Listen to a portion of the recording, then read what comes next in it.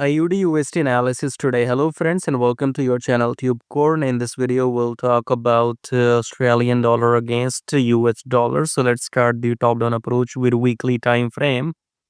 Weekly we have broke this high, so we are in the uptrend. Okay, this is your new high, and coming back to daily time frame, we have created one more high, so we just have to enter long because the trend is up after the pullback.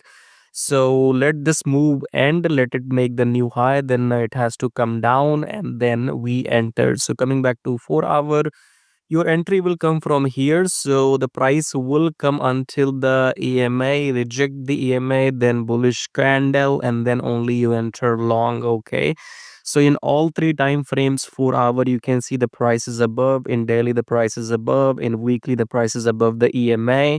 Look for longs only after the pullback. Entry will come from 4 hour. If you like what you see, subscribe, like, share, and join free Telegram and check out all the links below. You will find everything, brokers and Telegram and whatever. Okay, so go and check out all the links, and I'll see you in the next video.